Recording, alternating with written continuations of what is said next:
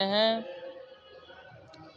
अपने पिछले जन्म का संपूर्ण वृत्तांत जान लेने के पश्चात सत्यभामा ने भगवान श्री कृष्ण से पूछा कि हे नाथ, आप तो स्वयं ही काल स्वरूप हैं, फिर आपको तिथियों में एकादशी व मासों में कार्तिक मास क्यों प्रिय है। तब इस पर भगवान श्री कृष्ण कहते हैं कि हे प्रिय, एक समय राजा बेन के पुत्र राजा पृथु ने भी देवर्षि नारद जी से इसी प्रकार का प्रश्न पूछा था। तब नारद जी ने जो कहा था वही मैं तुम्हें बतलाता हूँ। नारद जी ने राजा पृथु को बतलाया कि हे राजन, पूर्व काल में समुद्र का पुत्र शंख महाशक्तिशाली था। उसने अपने बल पर इंद्रादि देवताओं को स्वर्ग से खदेड़ दिया और लोकपालों के अधिकार छीन लिए, यानी 10 दिक्पाल 10 लोकपाल उनके अधिकार छीन लिए। उससे भयभीत होकर इंद्र सहित देवता, लोकपाल आदि देवता सुमेरु पर्वत की गुफाओं में छिपकर रहने लगे। दुष्ट शंखासुर से उन्हें खोजता हुआ इधर उधर भटकने लगा, लेकिन उसे सफलता नहीं मिली। काफ़ी मनन करने के पश्चात में उसके मस्तिष्क में विचार आया कि देवताओं की शक्ति उनकी स्तुति ध्यानादि में है, यह सब वेद आदि के मंत्रों में से संभव है। अतः वह ब्रह्मलोक में जाकर वेदों का हरण कर लाया और जल में जाकर वहाँ रहने लगा। शंखासुर के इस कृत्य से ब्रह्मा जी सहित सभी देवतागण व्याकुल हो गए।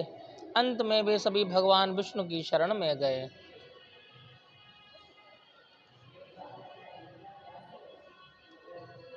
क्षीर सागर में पहुँचे। उस समय भगवान विष्णु से शैया पर शयन कर रहे थे। देवता उनकी स्तुति करने लगे।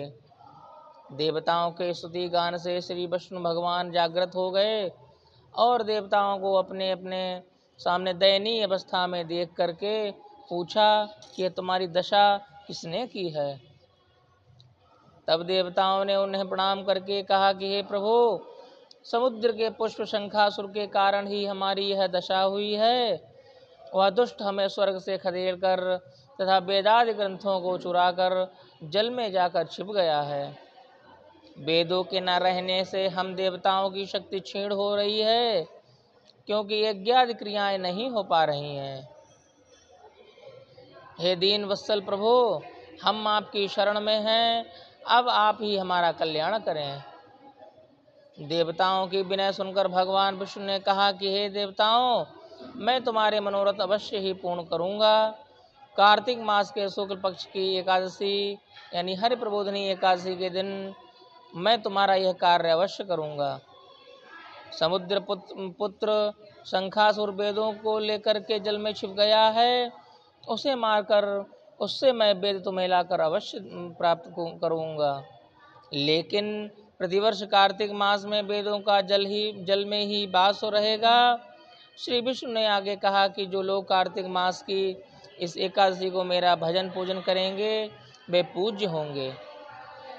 तुम लोगों ने एकादशी के दिन मुझे जगाया है, अतः यह एकादशी मुझे विशेष प्रिय रहेगी। हे देवताओं, जो व्यक्ति इस एकादशी पर तथा कार्तिक मास में श्रद्धा भक्ति के साथ में व्रत करेगा, उस पर मेरी विशेष कृपा रहेगी।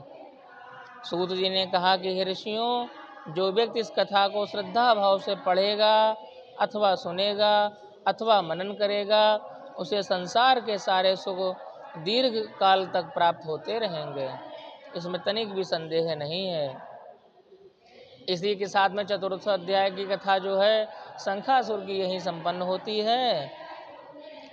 कल हम लोग 5वें अध्याय की कथा का श्रवण करेंगे, जिसमें भगवान मत्स्य अवतार की कथा का अवलोकन करते हैं।